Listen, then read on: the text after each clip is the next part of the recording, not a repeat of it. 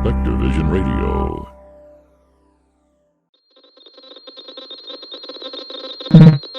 Spectrovision Radio.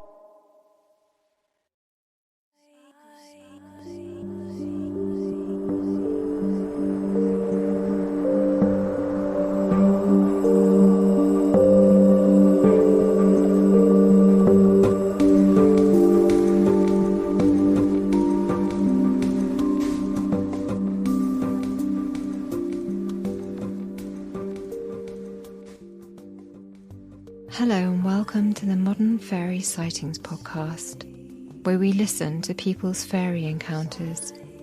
But take heed, we're not talking about winged Tinkerbells here. These are real fairies, real encounters that took people like you and I by surprise. Stay a while and hear their stories. My name is Jo Hickey Hall, and I'm a folklore researcher. Dear listener, I'm recording this message a day after the winter solstice 2025, and here in the West Country I gathered with the Dabooni Druid Grove and friends for a solstice ritual at Stanton Drew Standing Stones. It felt very special to gather with like-minded souls at this point of the year and at this precipice for humanity. As I've said since I began the podcast 5 years ago, we have entered a liminal period which I like to refer to as the age of spiritual enlightenment. Seems like us Homo sapiens had some growing to do as a species, and as happens with all important transitions, what is rising to the surface at this time has dwelled in the depths for a very long time in our history. Now it is seeing the light of day, and it's up to us how we respond to that. Depending on where you're looking and where you're receiving your information, there is a lot of rising together. People and groups finding each other and supporting one another. As the systems holding up the old world continue to glitch and blur, as if we were waking from a dream, we begin to notice what is really around us, what is really of value, and how we want to live our lives going forward. Things seem to be gearing up for 2026 being a huge year of transition, and that is ever more reason to gather your energy at this time, doing the things that ground you and nourish you, taking decisions to be with the ones you love in a place that feels like home. I've said it before, but my friend and teacher, Martin Brofman, would ask if we can say the following: I love where I am, I love who I'm with, I love what I'm doing. And if you can't say that, then maybe you need to change something in your life or decide to change your mind about a situation. And if you can't change your mind about a situation, then maybe it is time to change something or move on from the way that you are currently living. I think that's a good philosophy to live by, and I think that it's something that many of us are doing en masse, in fact. Things are always easier when you make a move to make a change. Don't worry about how it's going to happen in a rational sense. That's not how the universe works, believe me. It always feels like you're stepping into the void and you're just going to fall, but you don't. You just put one foot in front of the other and head yourself in the direction in which you want to go towards, and trust and see what happens. I'm sending you all love and solstice blessings at this time. I played the part of the winter spirit at the solstice ceremony yesterday, and I wrote down some words which kind of came through, as they often do, which I will play at the end of this introduction. So this Solstice and Yule Special 2025 is a chat with Rod Williamson, host of Lodge Tales and friend of the show. He's also part of the Spectrovision podcast platform like myself. Lodge Tales is really one of my very favourite shows, and if you're not already subscribed to listen, then please seek out his link on the show notes. I'm in Rod's Patreon group too, so consider coming and joining us there to support. Lodge Tales shares real stories of the strange and paranormal firsthand from Native American and other indigenous personal experiences. It is a beautiful gathering of stories which might have remained unheard if not for Rod and the work he's doing. Most of all, I love to hear Rod and his guests discussing their relationship with otherworldly beings and how they kind of grew up together and how normal it was to know about these worlds. I guess a little like my ancestors in Ireland and the stories my dad would tell me. It was just a kind of normal thing. You were aware that these beings, these other places existed. And it's a way of being that we've largely lost in our modern Western society. But I like to think we are now doing our best to reconnect and resurrect that knowledge and wisdom. And Lodge Tales is doing a great job of teaching us and reminding us of these ways. A big thanks to Rod. I want to thank all the folks that have joined the Patreon recently. We've had some brilliant gatherings of late. In October, Ember in our group led a pathworking on Zoom for us to meet our familiar. It was just so expertly held and just blew our minds, to be honest. Many of us ended up having quite profound experiences. The recording is still available on Patreon for members, as are all the other Zoom chats and presentations we've shared. In November, previous guest Greg came to talk to us about Kundalini experiences, and we ran an experiential on that one too. Earlier this month, we held our annual ghost storytelling gathering online, which has always been a brilliant event for our Patreon group. It's always fun and interesting. I was so moved to hear people's stories this time. They weren't just ordinary ghost stories of the kind that you tend to hear. These contain beautiful examples of what happens when we reach out to these spirits. You know, we use our humanity and we reach out to these worlds and we actually help them.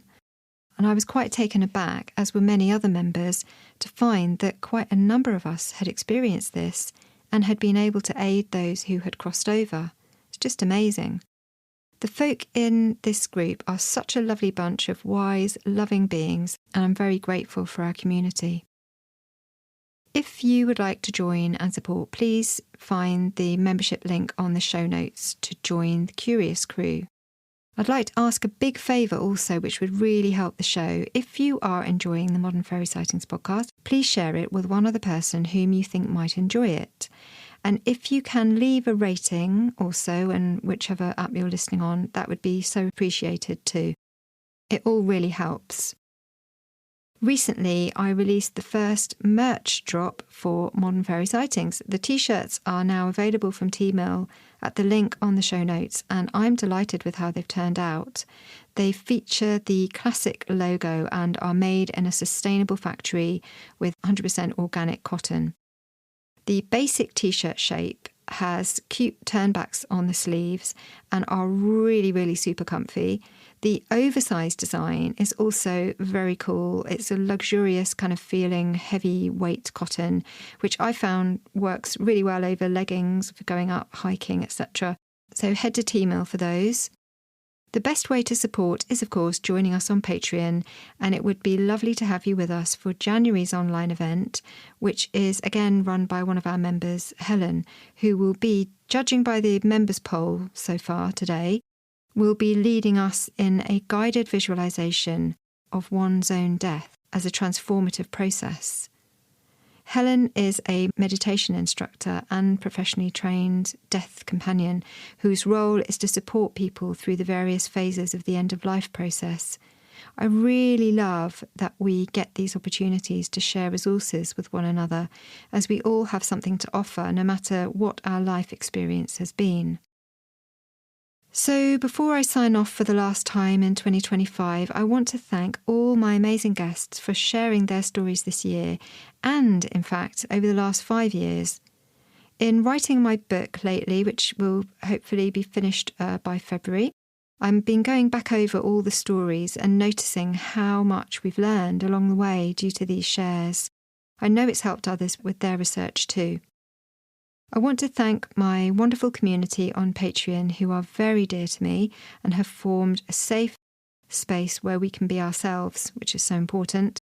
And I also want to thank Daniel Noah and the team at Spectvision who have kindly and wisely supported and encouraged me this year with the Modern Fairy Sightings podcast.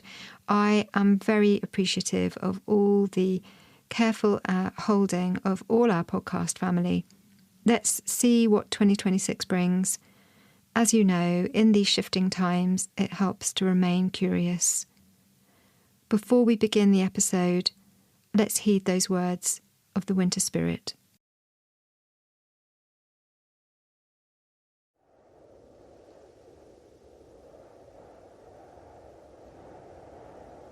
Stop still.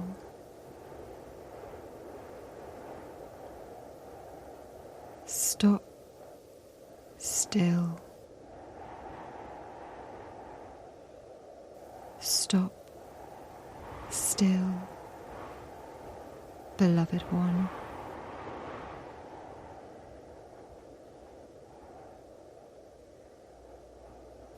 And feel my darkness wrap around you.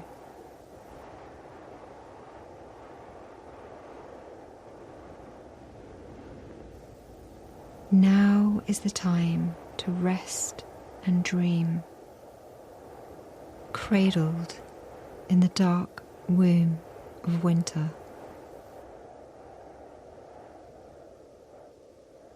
The land rests. My creatures sleep.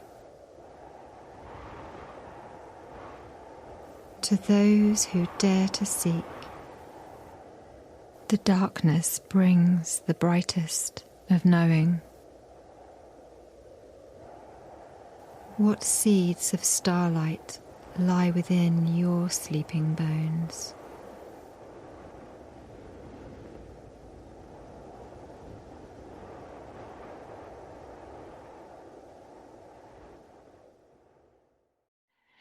Hello everybody and welcome to the Modern Fairy Sightings podcast. I'm Jo Hickey Hall and this time I am delighted to have with me once again Rod from Lodge Tale. So welcome, Rod. Oh, thanks. Appreciate being here. Thanks for making some time today.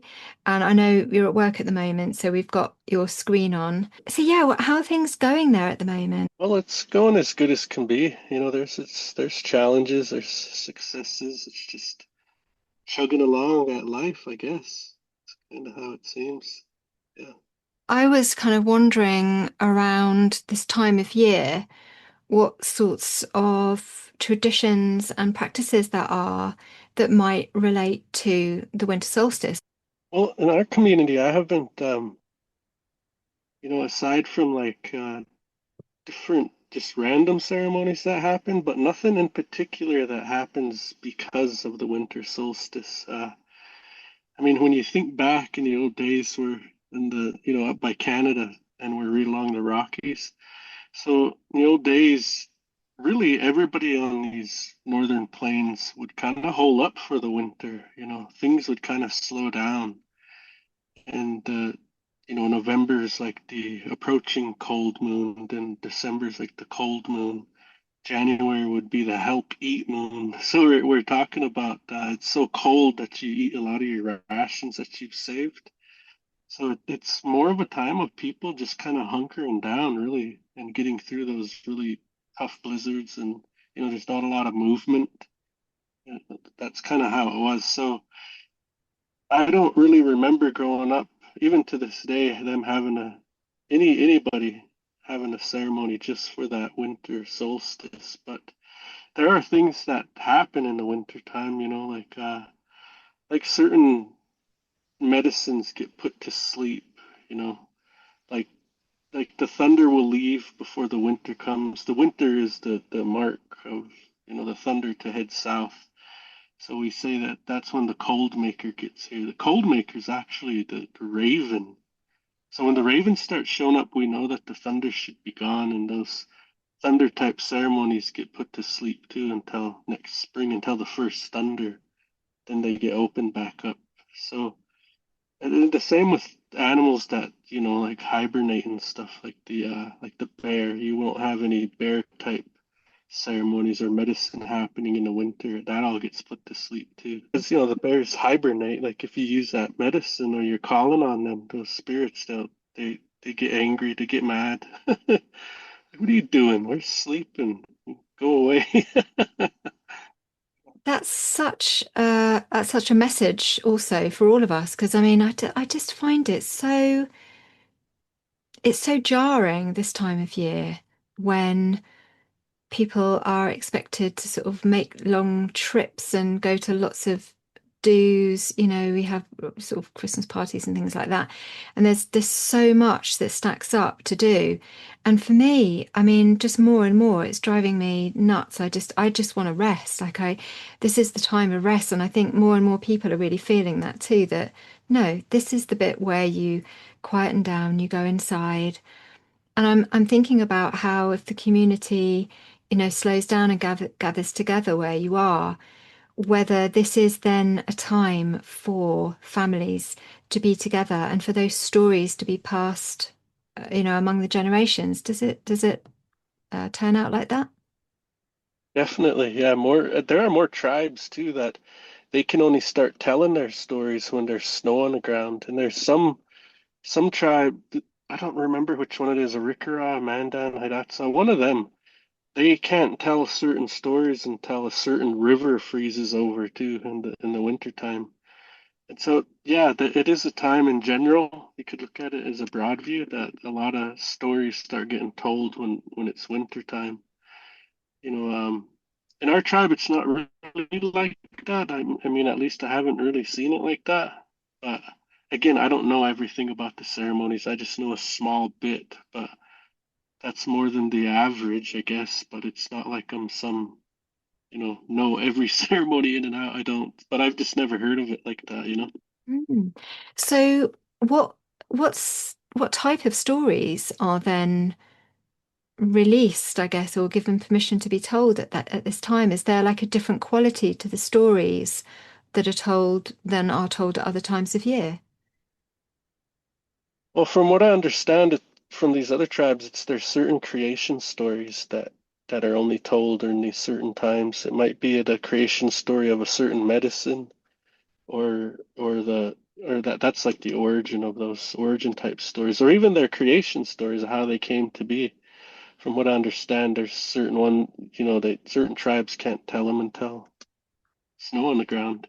I know that the Dinè people, they're like that. They don't tell any sort of ghost stories, paranormal type stories until it's winter time. Traditionally, that's when they're supposed to tell them. And why that reason is, I really don't know. It's just something that they do, yeah. That really fits though, doesn't it? Because obviously, I mean, for the original, the old ways would have been that Samhain was, the end of the year. Um, you're starting to move into the darkness, which at Samhain is, what's commonly known as Halloween. Um, and then when you get to winter solstice, it is like well, we know it as a creation story, don't we? In the kind of Christian tradition, this is when the light is born again, the sun is born again. Of course, the SON meaning also the SUN at winter Mhm. solstice, where the sun will return and begins to get brighter and brighter. So it makes absolute sense, doesn't it, for the creation stories to be told at that time? That's really amazing to hear that.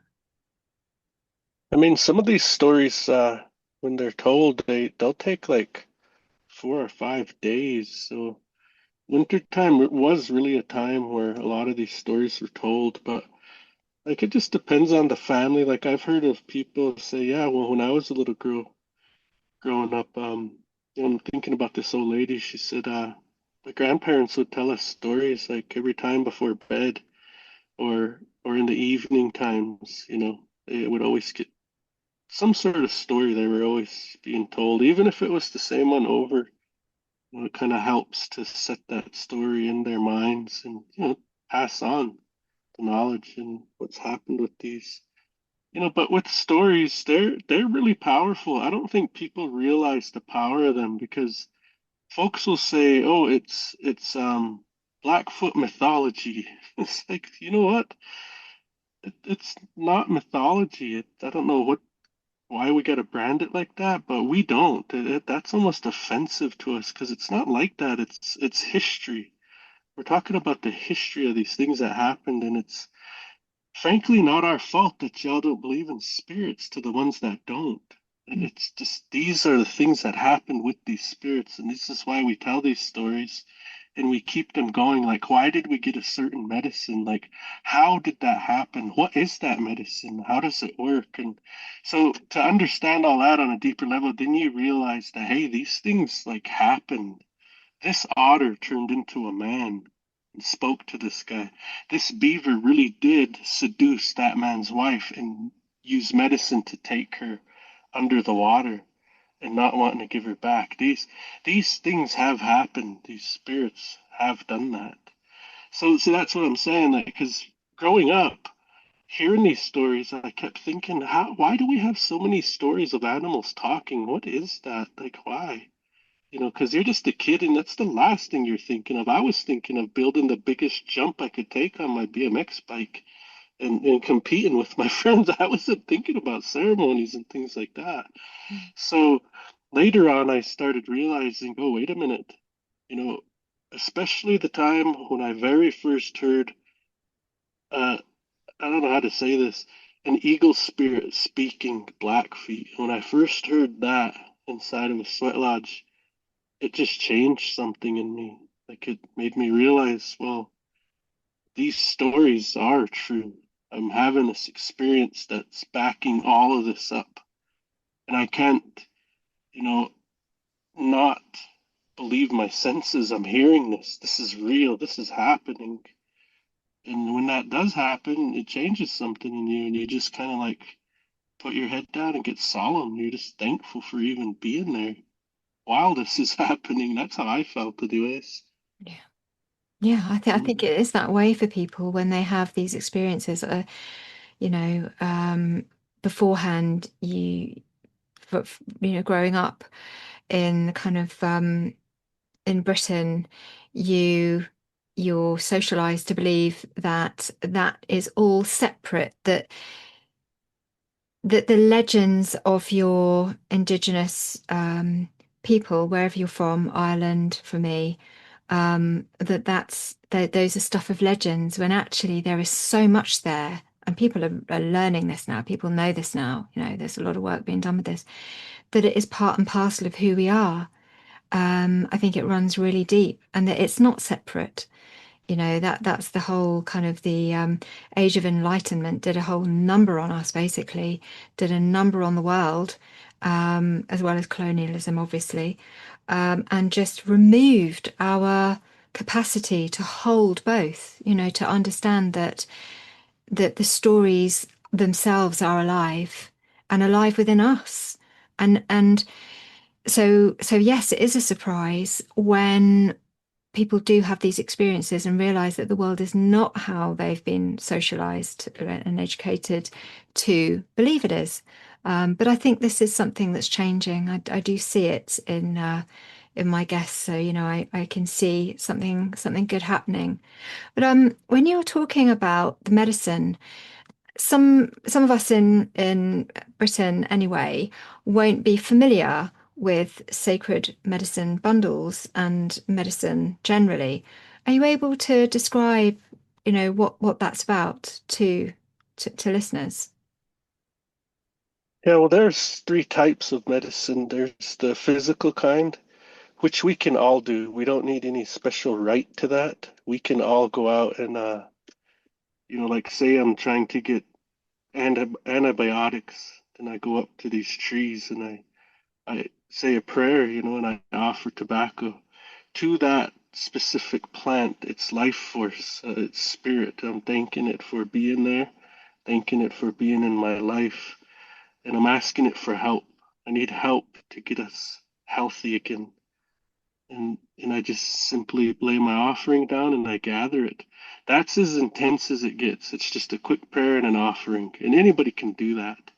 You don't need a rite for that. Anybody can do that. It don't have to be tobacco. That's what I prefer to offer spirits is tobacco. They like it. So that's what I offer. But it could be anything.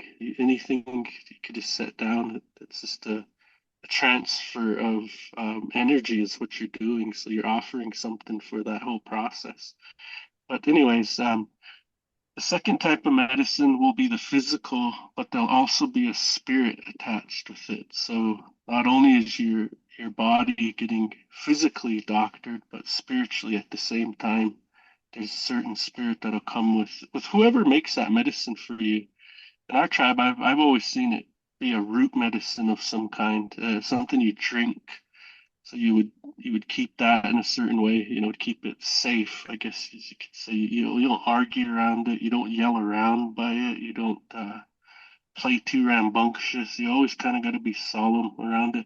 Imagine a little baby. You're not going to carry around and jump around like that if there's a baby in the house laying on the couch or something, You're not going to. You're going to, really kind of be mild mannered, And Mm. that's how you got to be around that because there's spirit with it. So, you don't raise too much cane around them. So, and then there's the third kind that's just straight spiritual. And that kind is what I've heard, well, what I gather people would call miracles. That type of healing is like a miracle healing, and and in the past, where there's a big difference between, say, Catholicism. In the past, when these human beings have had these gifts in their way, they've had these spiritual type gifts of that third type of medicine, and they would do these miracles. They would be considered saints, and they would somehow get them into sainthood. All agree that this here was a saint. Well, in our way, we don't do that. We don't put our, and I'm not knocking anybody. I'm pointing out a difference here in how I see it. Right, is that we don't put our holy people on a pedestal like that. We don't recognize them like that because they'll be the first ones to tell you that, hey, none of this is me. This is all the creator doing this. This is not me. I'm just a tool, Yeah. for him to work through it. It ain't me. And they'll be the first ones to say that. So there's this huge humility that comes with being that powerful to be able to, that holy, that you can actually heal people through this life force from the creator that comes through you. And that's the reason why you have to have rights, because think of it like electricity, and your body is the wire that the electricity travels through. If you don't have any of these rights, you just got a normal little cable, a little speaker wire cable. Well, if you're trying to heal like that, that cable, because of the amount of power, life force coming through you at the time, has to be a thicker gauge in order for that to work, or you could be harmed. You could, in cases of being harmed, or people will lose their mind. Your family will be harmed. There will just be this bad luck, this mistake that happens because you don't have the rights to that, and you're not. Because the old ways are about balance and transformation. So we say your spirit is not transformed into something more that can handle that. It's just this human, and it'll get harmed. It'll get burnt out. Something will happen. And so that's what medicine is, and it's life force. And we talk about, oh, that was a powerful old man. Did you see how he doctored them people? And us little boys, teenagers, like, yeah, you seen that. Mm. We'll talk like that. And when we're talking about is the life force that flows through them, there's a lot. That's what power is in our way. It's not this political type power, nothing like that. It's just referring to how much life force flows through that person.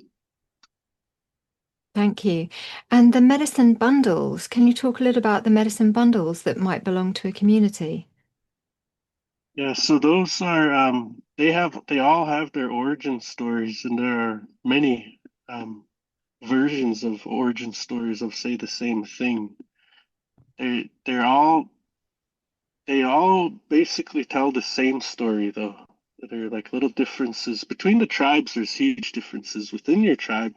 Different bands, they'll have minute differences, right?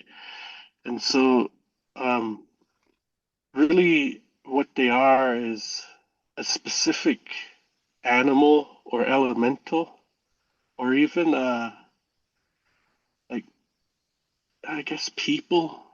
loosely, even people, they give control of their life force. There's this something happened usually in the past where, and this is the part where I even like just accept it because there's no figuring it out. Like, how does this happen?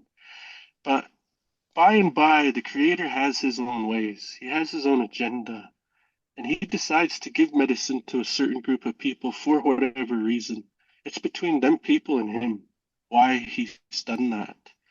Because he sees something going on with these people, whichever group you're talking about, that he wants to help, and he'll do it in different ways. And one of the ways is how I always look at it is being blessed with these bundles, because these bundles they come from different, not the creator per se. We do have two bundles that have come directly from the creator in my band of Blackfeet, but all the other ones haven't come from him directly. But they are his helpers. I don't know how else to say it. It's equivalent, not equivalent, a loose equivalency to like the whole concept of angels, his helpers, to do his work and here and there. But that's kind of how it is. These good spirits that work with the creator, they will give control of their life force and put it in these bundles. So when that happens, your people all of a sudden have this means to survive and to succeed. And whatever happens, you'll always have that blessing from the creator right there with you to help. And there's a lot in there that it does. There's a lot that different medicine, different bundles do. There's a lot in there, but in the old days, there was a lot of war medicine in there. So, like, say a group is going out and they're gonna go raid horses. Well, before they get to the encampment, they're gonna raid horses from. One of the guys' medicine, part of his war medicine, is to bring in fog. So the fog rolls in, and then, or there might be a time when it's at night, and with that nighttime too, because that's when they usually raided. But within that nighttime too, they can make it windy, like so windy that you can't hear them coming in there. Things like that. Or when they do run away, they got their raid, and then they're going back to the encampment, their home, and then they'll all of a sudden make it really storm right behind them, just pouring rain, so they could get away. That was kind of like war medicine, or a way to protect you. Like there will be things where you can't be hit by an arrow, you can't be hit by a musket round or a bullet. It'll go through your shirt, but that's it. There'll only be a hole in your shirt. There will be no hole in you.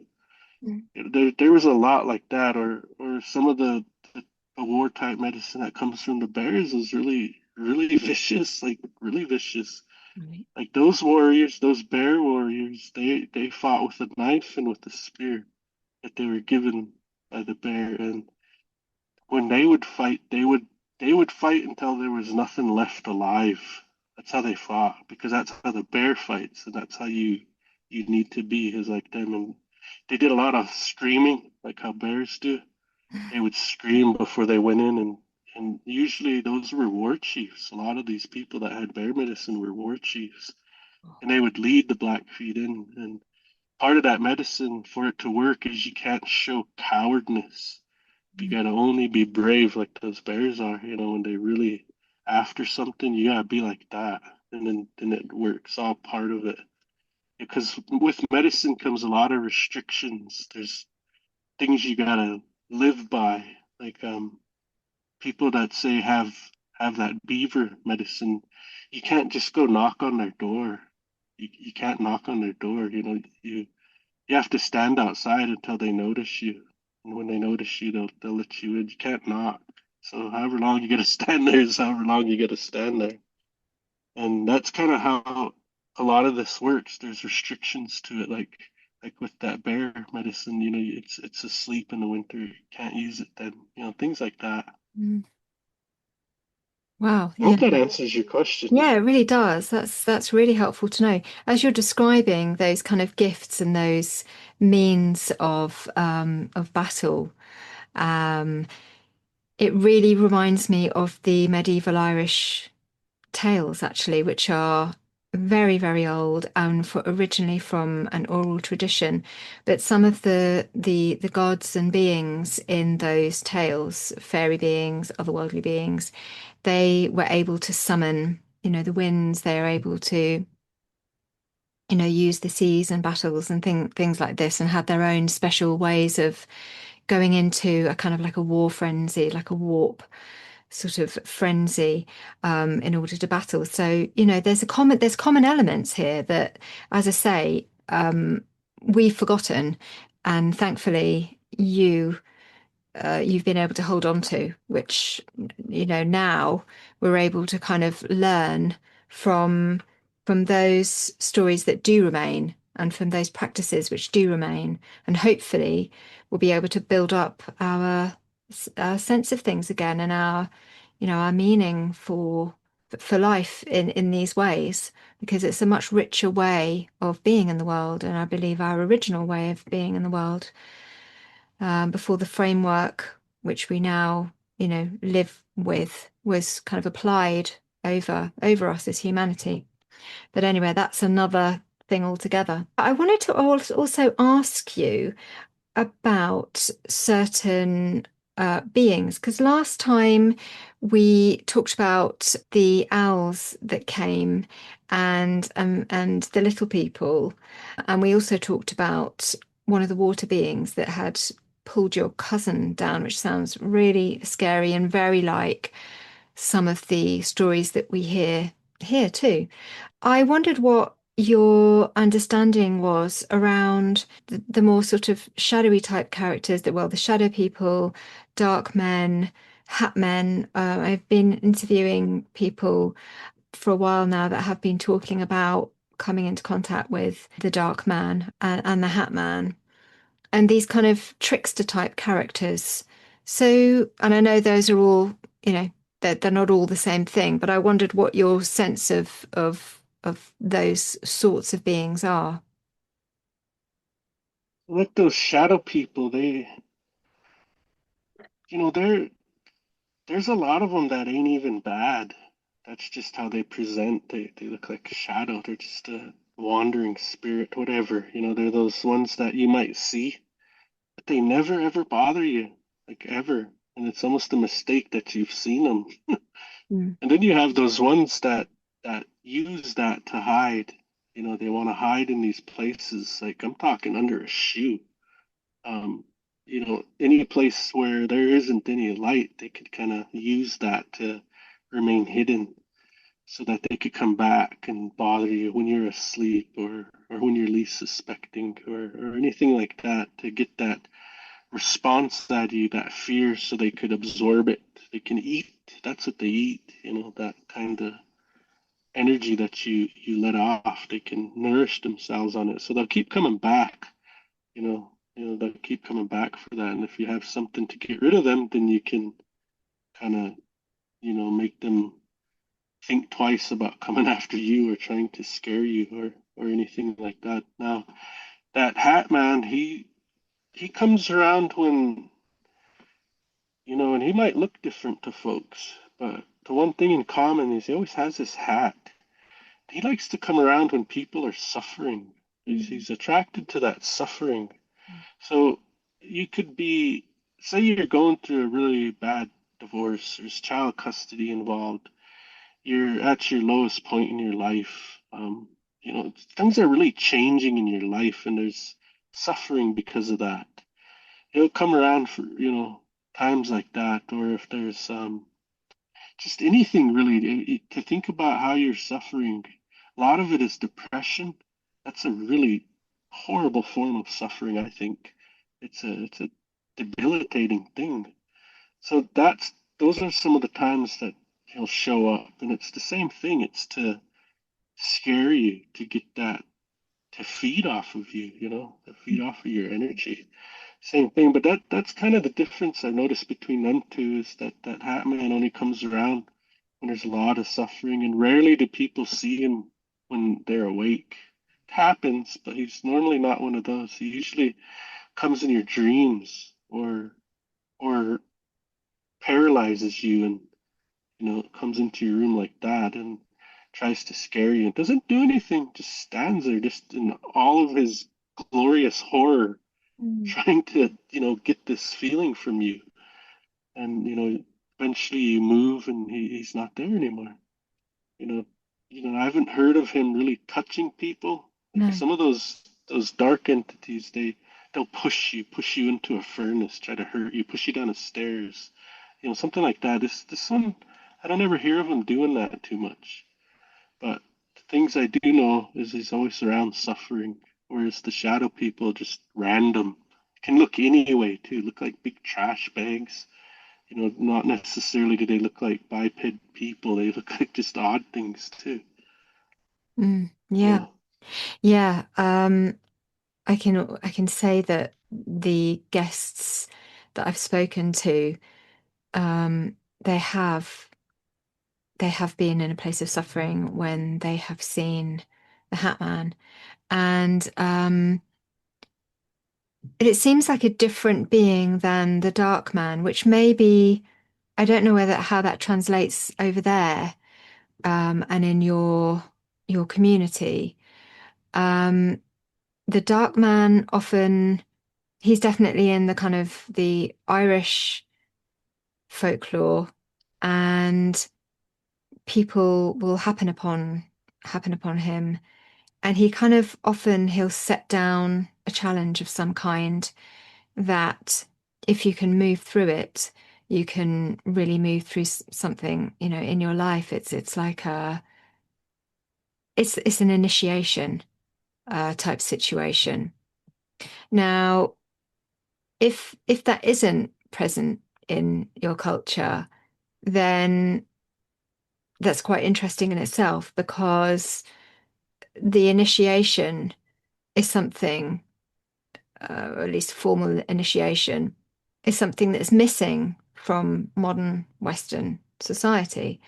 And so is the dark man, is he providing is he providing a means for that to take place in effect, which to be honest, I believe a lot of the encounters with otherworld are, you know, um, often kind of initiation processes by which somebody can pass through, even perhaps pass through suffering actually, but come through something and be transformed in the process. Does that kind of translate it to your understanding, or is it something different?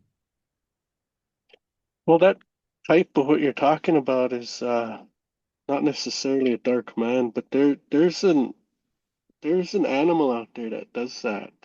Um, Quite a few of them actually that do the same thing. But so when I was really small, I was at the Blackfeet boarding dorm. This was after my grandma had passed away. My folks went crazy.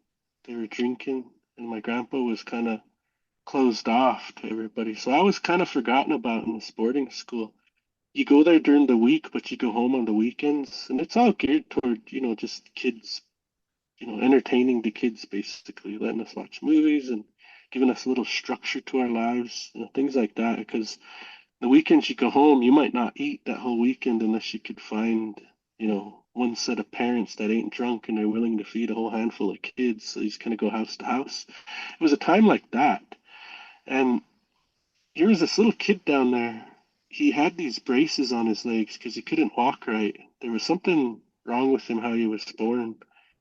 And one day there was fresh snow just hit everywhere. And when we were riding back on the bus after school, we looked up on that hill where that water tower was that you pass when you go down the hill. You can see up there on that side, and it was leaking. So there was a whole sheet of ice up there plus snow. It was like the perfect sliding hill, and you had to walk a ways to get up there. It took you a while, about maybe 45 minutes roughly to get all the way up to that place from where you leave the dorm. And because you got to trek up this hill and then you got to go through these fences and kind of walk across some open terrain. Then you finally get to the hill and you got to climb that. So it's kind of a trek especially for little kids. But one time, I was helping this kid. Everybody got too excited because they knew what they seen on the way in from the bus, and they all just left him. And I don't know where the matrons were. The matrons normally help him, but I was one of the last ones getting out there, and I seen him really struggling, trying to hurry. He kept looking up like he was missing all the kids, so I stopped. Here, I'll help you, and I got all his stuff on his shoulder what to do. He'll put this here, put that there, and we got him all fixed up in his snowsuit and everything. And so we start walking out, and I have one sled. I was just gonna sled with him because I didn't want him to be alone.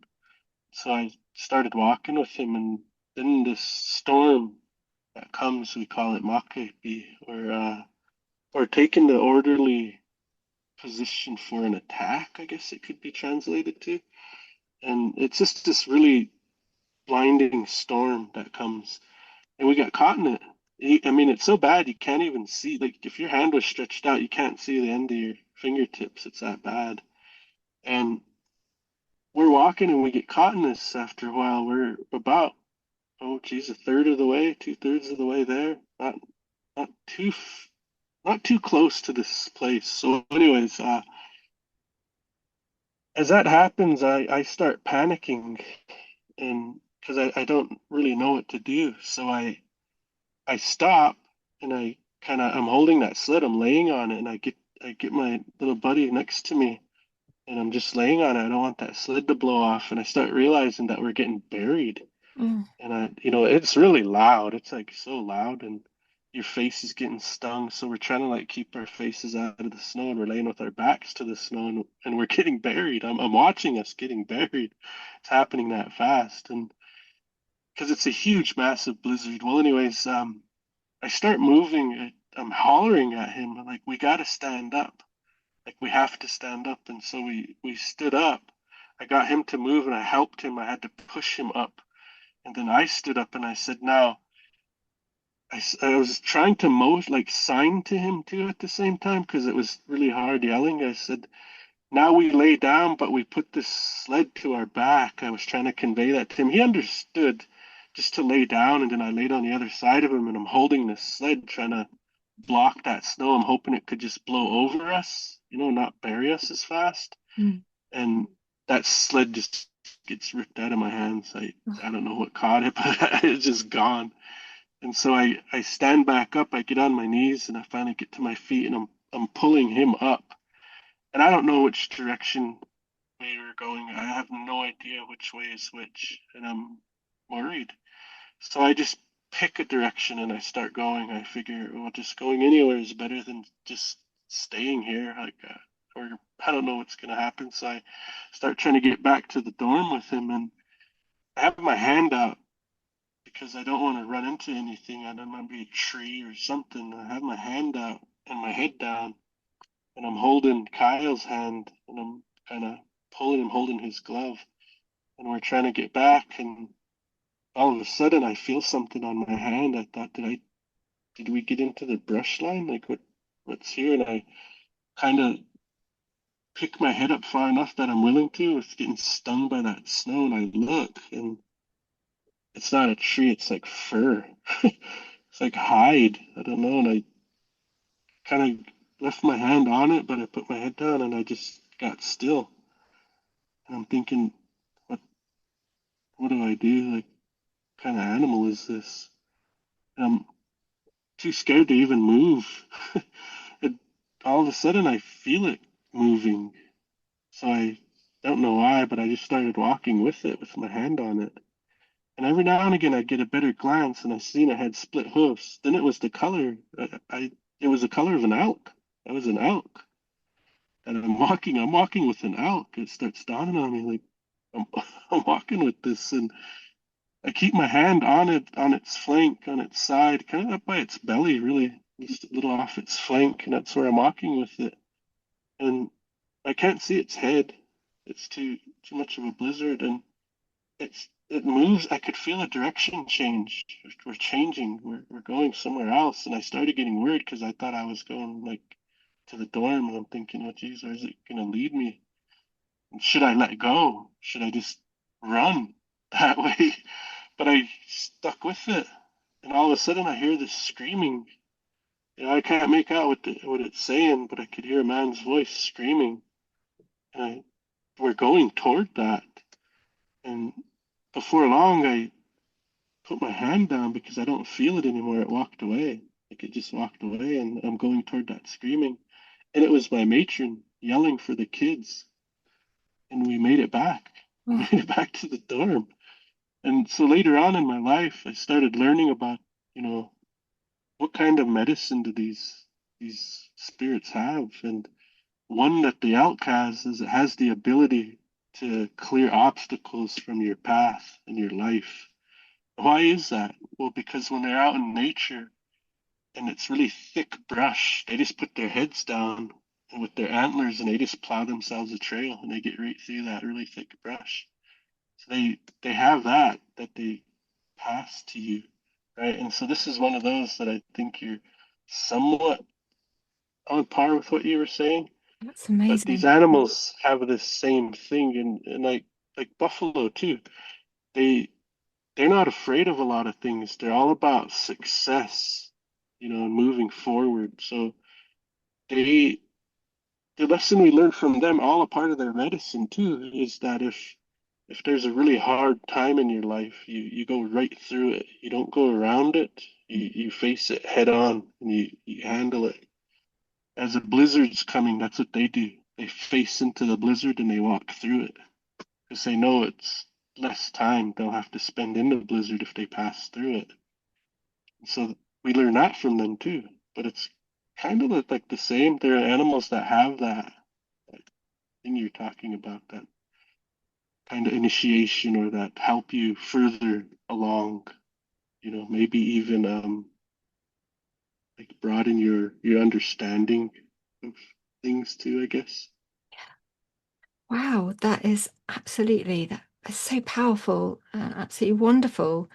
And I mean, I guess for you also, you learn to trust it too, because at one point you're thinking, oh, is this should I just go the way I think it's gonna? And then you're carrying on, and it does lead you to safety. So it just really then kind of further ingrains the knowledge and the awareness that yes, these worlds do exist. Yes, they will reach out and help if you ask them for help and you need help, and you just need to trust it. And that's absolutely amazing. Wow. And did the other kids get back safely too? Yeah, all the other kids, what they did was they all when they were talking about it, like, man, we almost froze up there. All we could do is lay down.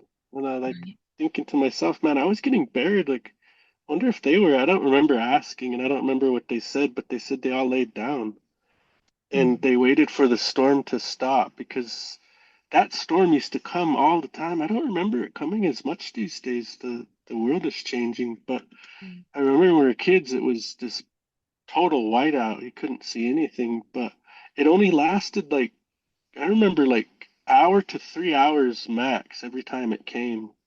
It wasn't this really long, day-long type storm. It was just this sudden assault, and then it was gone. And after it was gone, I remember a time too when the sky turned so blue and the sun was so bright that the whole landscape just looked like a sheet of paper. It was a whiteout, a legitimate whiteout. You couldn't tell depth.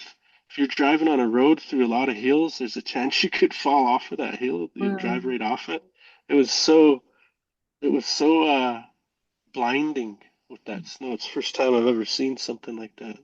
Time I've seen it was with my grandpa, and he was trying to get to town. We had to go through it, and the only way we could get through these hills was to lessen for gravel on the side of the road, and that would keep us going. We couldn't tell where we was at. There was no depth perception whatsoever. The not being able to see where you're going is it's terrifying. The only thing I can compare to that is often the mist will rise here very quickly down in the West Country in England, and sometimes when I've driven back from Glastonbury to Bristol, the fog is so thick and rises so quickly that sorry, fog rather than mist, you can't see. You're driving along and you just can't see anything in front of you. You can just see the fog. And so you've just got to go as slow as possible, you know, because you can see that you are still on the road, but you can't really see further ahead, sort of thing. And yeah, you have to keep the faith and try not to panic. But wow, yeah, thank you for sharing that. That's a really amazing story. You talked about your friends that you went to boarding school with, and I wondered whether young people there now in your community, are they becoming more interested in these older tales? Because I know for us over here, the folklore has become really huge topic that a lot of people are interested in. And any podcasts to do with folklore and books and, films, folklore and folk horror, it's become absolutely massive. There's a real hunger for it. People are turning to the old ways. People are rediscovering the traditions of the older traditions of where they live. Do you have a similar kind of shift going on in your community too? Yeah, there's a language revival kind of going on in my tribe. After the Catholic schools, the residential schools, the language almost it took a big hit because the elders, okay, the parents of the kids that went in, they were afraid to teach them the language because of all the repercussions that were going on and that were happening. They were afraid to encourage that way. So the kids that were in there come out feeling the same. Because the parents would go to jail if their kids weren't sent to these schools. They would go to jail for that. And these are like stockades, things like that. Mm. So my grandpa and them, they were hesitant to teach my dad and my aunts. I had one aunt that wasn't raised by that old lady, our great grandma, his mom. And this was after all of the boarding school, they didn't, that was kind of over for the most part. But she taught my other two aunts how to speak. That's all she spoke, so they were fluent with it, whereas my dad and my aunt weren't. So there was this gap in there. And then you get to my generation and where we know more than like my dad and them knew. And then the generation beneath me knows more than I know about the language. And it's coming back. But as far as like the old stories and things, they've always been there, and not all the time do the household, any given house on the res, know these old stories because not everybody is traditional. There's still a lot of Catholics. There's even Christians that follow just straight. They don't mix the traditional with the this newer stuff, and that's how kind of a lot of them are. But when the stories start getting told, the kids, I see a lot of interest from the kids. They're around, but it's not the same interest that we have. We have a fascination when we're older. Like we think about these deeper meanings of these stories, whereas these kids are just like, oh, good story, let's go play. Yeah, you know, yeah.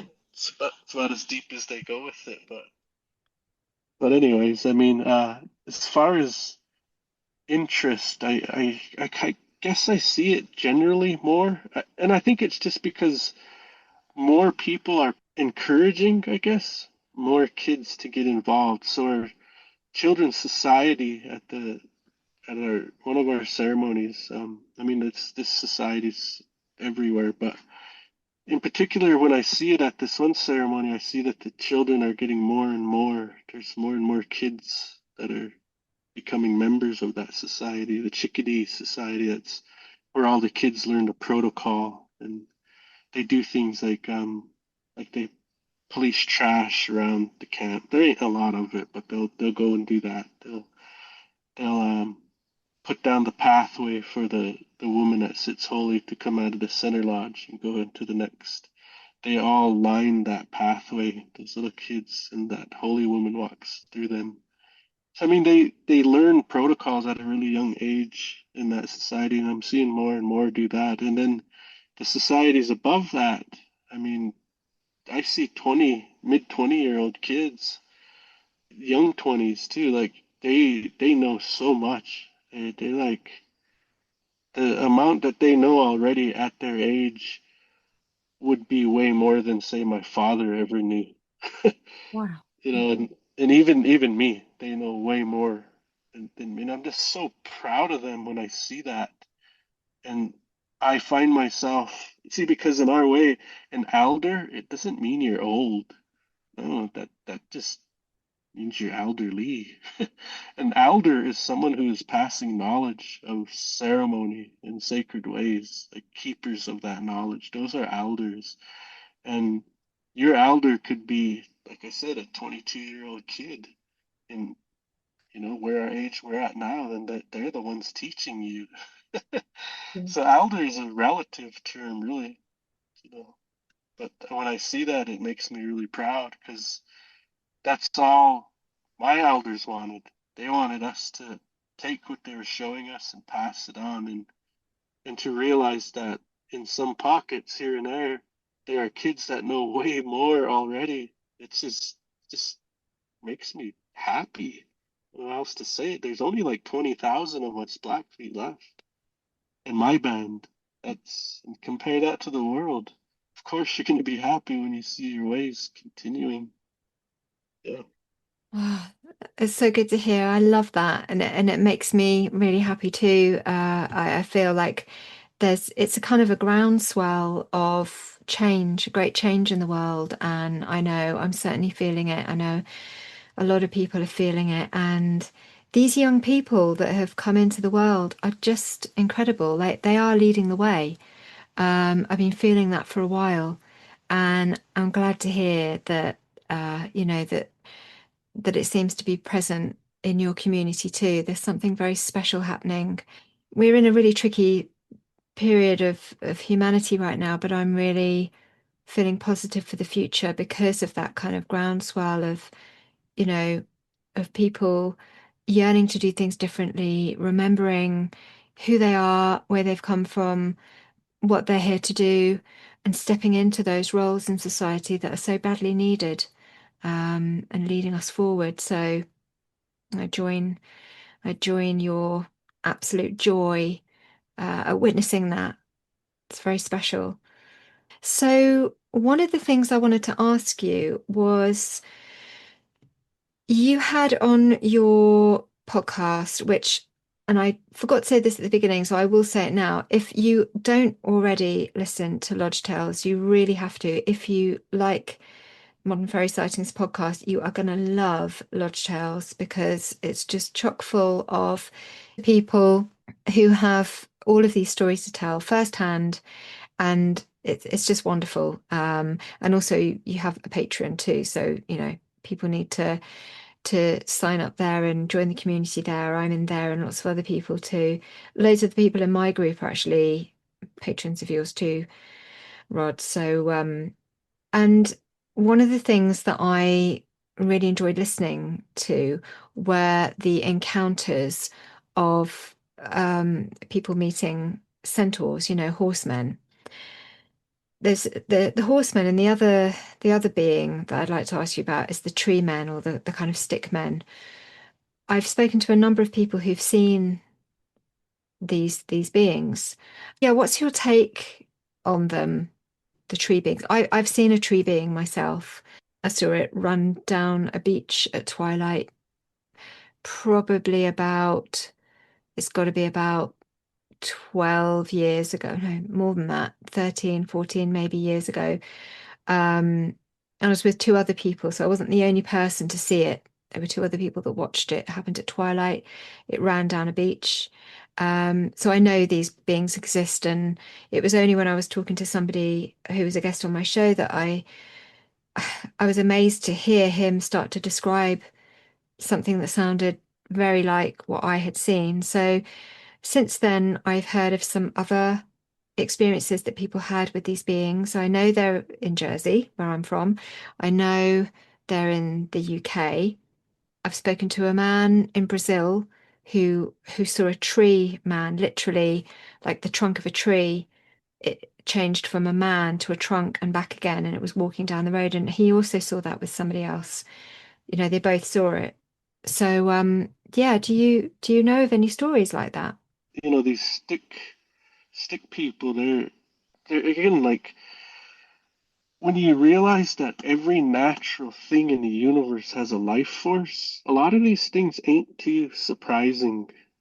They- They're more like, oh, okay, that's, one of those spirits from those trees. It's just, one of those things. And sometimes, see, there's this understanding too. A lot of times I think I fail to kind of explain a little more because we all have this understanding amongst myself and a lot of people I speak to that spirits can show up any way they want. They don't have to, they're not stuck showing up just one way. They can appear to whatever makes sense to you, Mm. or however you understand. I mean, they can do that. So a lot of these spirits, they they can change their shape, their form. They can look like men, but they won't always look like men. They can't quite pull it off all the way. You'll see features of them that resemble what they really are. And but they can do that. They can make themselves. And now, why do they do it? I have no idea. Like, why are they even deciding to show themselves to us? Or is it just them traveling and we happen to notice them? I mean, I have no idea why they do it, but I know they're there.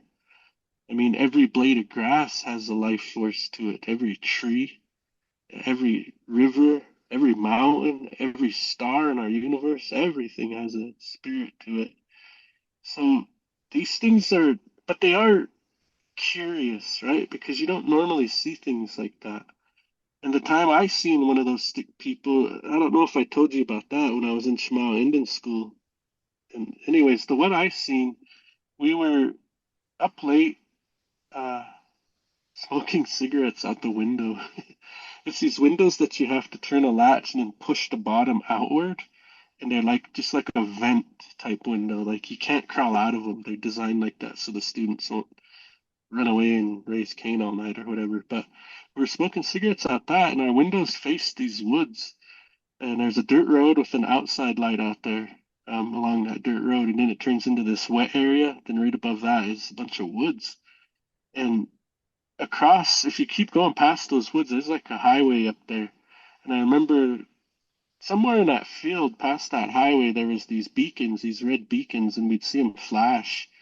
And we were just visiting and smoking that cigarette. We were sharing one, and uh, I was just staring at nothing. And it happened to be one of those beacons I was looking at. And it started doing weird things. It started moving, like as it was moving in ways I never noticed it before. Normally, it's just this flash.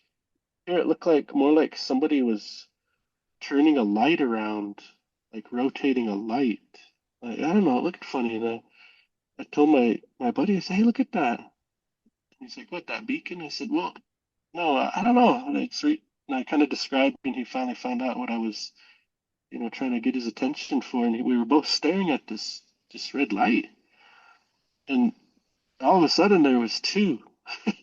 Like it was like, imagine something with red eyes that were glowing turned its head and looked right at you. Mm. That's how it looked.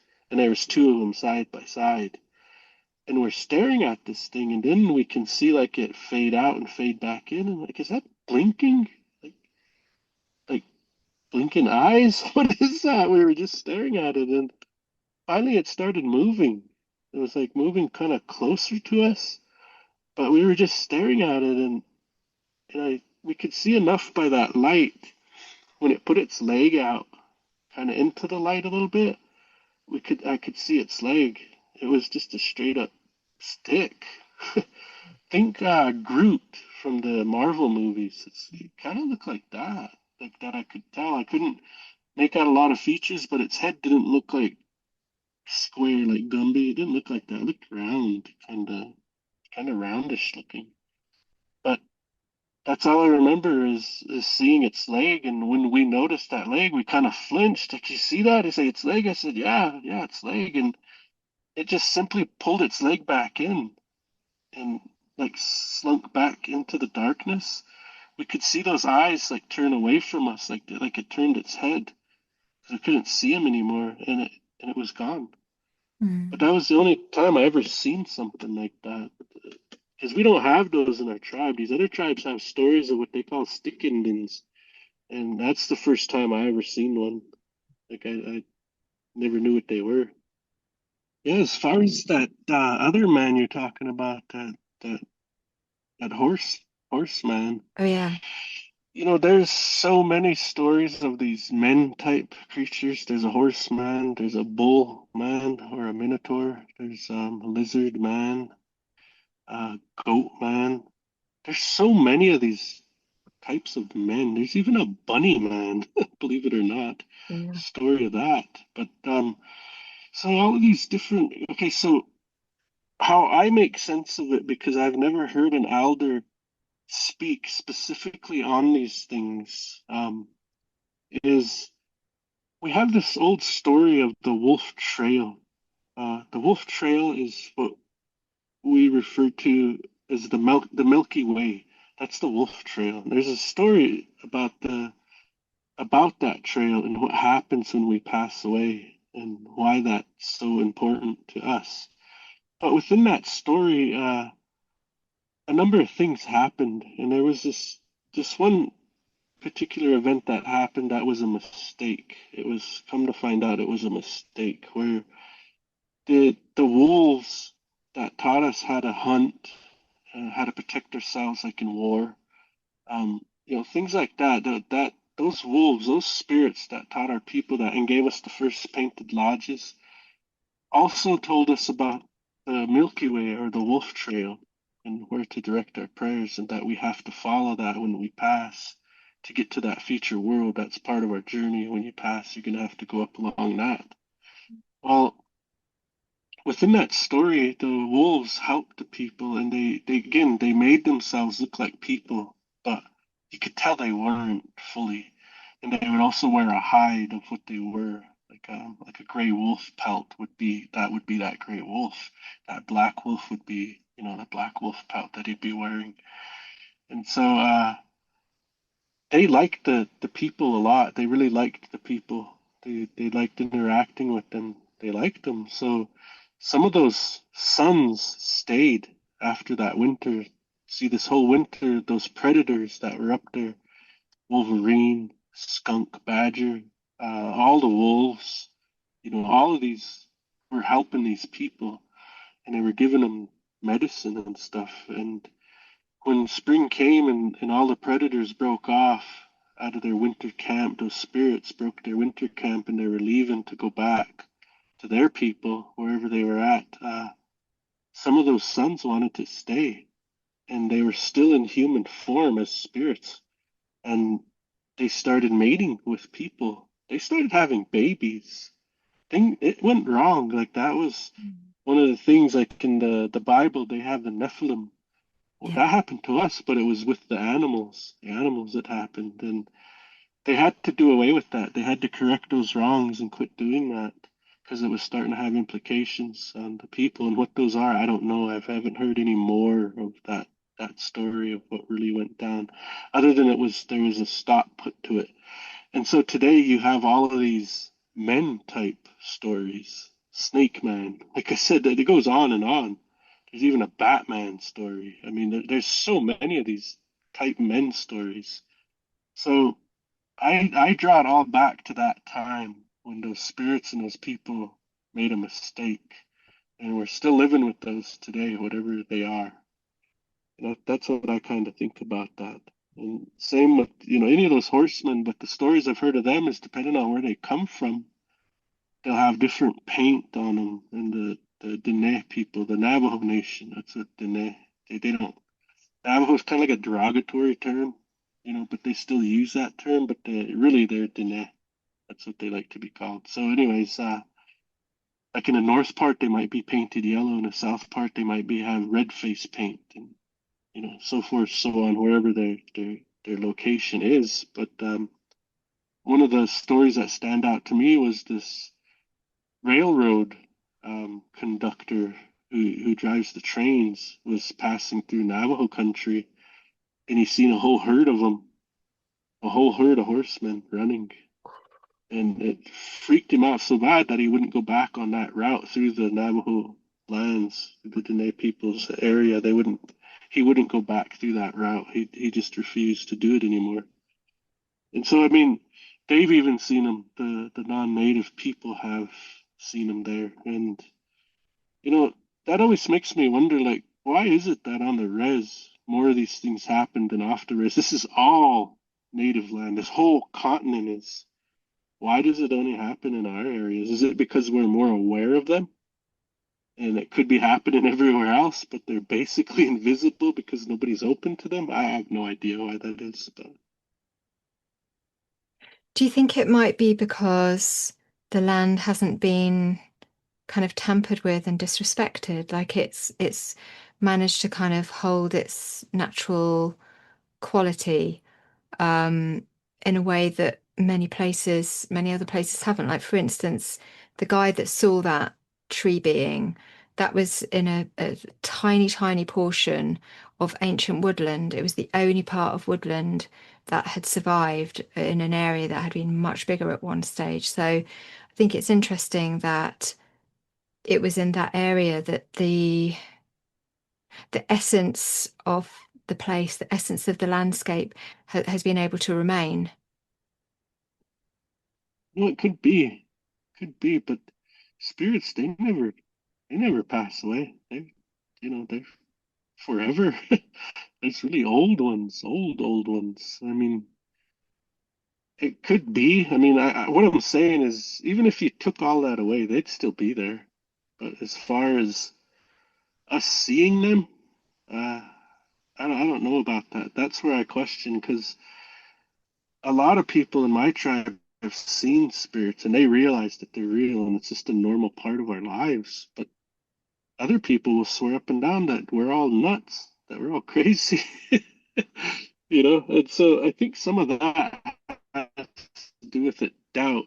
They say doubt severs that spiritual link. Mm. So if I was to put my finger on it, why there's more things that happen on the res is because our doubt's not there. We don't have doubt when it comes to these things, whereas a lot of other folks do, whatever their nationality, their religion, or whatever makes them doubt these things. So maybe, I don't know. It's fun to think about, but that's kind of where I lean with that. Yeah, yeah, love it. Yeah, well, thank you very much, Rod. I really appreciate your time. I love hearing these stories. It's just exactly what we all need, I think, at this time of year, don't we? Just to sit together and tell stories. We're going to be doing that actually in our group next week, just gathering together and telling ghost stories. So that's quite a traditional thing to do here. So looking forward to that. I hope you have a lovely, restful time over what we refer to as Yuletide. What will you be doing? Go visit family. That's about it. Yeah. Nothing too exciting. If people kind of want to contact you, You could send me an email at lodgetales@gmail.com, or anywhere the videos are up. You can leave a comment, and I usually get through most comments. It's not like I have a ton in there, so it's just a matter of going through Spotify, and there's a certain way you get into that so you can actually reply to the comments. And yeah, then there's Patreon. I'll see the comments there too. You can direct message me there as well as leave a comment in uh, the video itself, the episode itself. Um, and then there's the website. There's a contact entry form at lodgetales.com that you could sign in and, send me a message, and yeah, go from there. that's great. Thanks, Rod. Have you got any kind of projects coming up? What are you doing at the moment? Well, I have some guests lined up that the stories they tell, I've heard a few of them so far, and wow, that's all I can say. It's like, wow. Here, just a quick preview why I'm excited. One of I could call him a friend now. I know him that well. He's a Pawnee. He comes from the Pawnee people. And there was a story where they were being chased by little people that were riding deer. and they were chasing them. So that that's just one of the many that this guy's told. He's had a whole life of experiences, and he's willing to share, and he's coming on the podcast soon. Another one is these cousins, these two ladies from the Dinè area down there. They're part of that tribe. Don't know their clans or anything, but they're gonna come on, and one of them has a interesting story where at her husband's workplace she would go and drop off like lunch or something, and he'd be carrying in supplies, whatever, and this man would help her carry him so far and do whatever. She had a lot of interaction with this man. Come to find out, that man used to work there when he was alive. But he's when he helped, they've seen him. She's talked to him. So does her husband, and they didn't even know, didn't even realize it wasn't real. He wasn't a physical, So a couple guests that have some really, really good stories. And what I've been doing is going on TikTok. There's a whole community over there, native community, where we just all tell stories, and there's several different places that we do it at and that we'll gather. And natives are really considerate toward others when it comes to things like this. Like they'll alternate their live storytelling sessions around each other, so they're not all going live at once, and the people get to just jump from one to one if they want, depending on the day of the week, or sometimes even like one of them will go early and like, oh, wait a minute, Sean's going on next, so we'll end before his starts, kind of thing. So you can go there and just type in native ghost stories or whatever and search for any given evening, in the United States, you will find natives telling ghost stories there. And that's where I've been. I've been in that community. And the reason why is because I wanted to hear people's stories before I, approached them. And I wanted them to get to know me so that we're all comfortable telling these stories. Because a lot of us natives, we ain't. Like, it's rare that you even found me to come on and talk about this kind of stuff, because a lot of us just won't.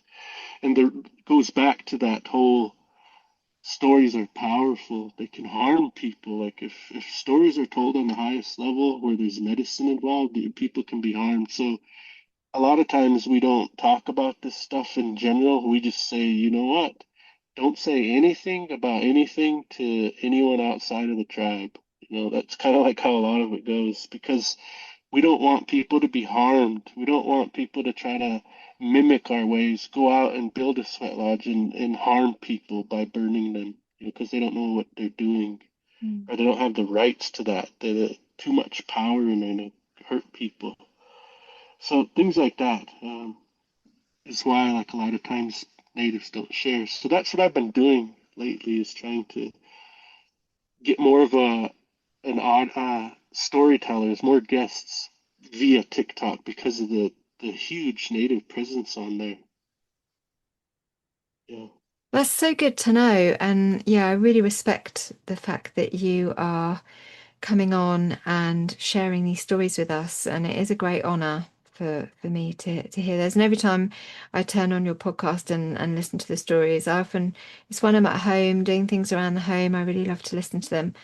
I find them kind of like grounding in a way, and it always just feels like a real treat to hear these tales being told firsthand, and to get an insight into your life over there. And I guess in a way I'm kind of feeling nostalgic and sad about what we've lost, and particularly well, in any wherever we're from, we've basically lost a lot of our ways of being. So listening to these stories really kind of is keeping it alive for us too. So I very much appreciate you sharing that, and love to be able to hear these tales. So thanks for the heads up about that. That's really cool, Rod. Thanks again. And yeah, we'll speak next year sometime. And yeah, I just really appreciate it. Okay, thank you for having me. Appreciate it. Thanks so much for listening and watching. If you enjoy the podcast, please consider joining us on Patreon for dozens more episodes of unreleased bonus content, monthly online events, and a private chat. We are a warm, supportive community, and it really helps to support the project. Find us on patreon.com/The Modern Fairy Sightings Podcast.